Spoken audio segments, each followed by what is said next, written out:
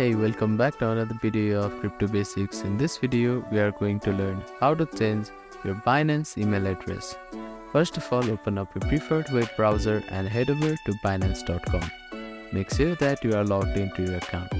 Now, hover your mouse to your profile icon, which is at the top right corner of your screen. After that, go to your account option. Here, you need to select the security option from here. Scroll down until you see email option. Now click on manage button. You can see an edit icon at the right hand side of your screen. Click on it and click on continue button. You will get a verification code in your email address. Open your email and search for the verification code.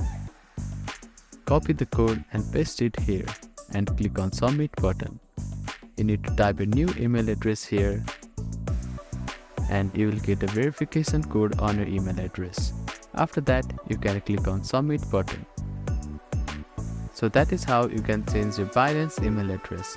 Thank you for watching this video. Please do not forget to like, share and subscribe to our channel and comment down if you have any queries.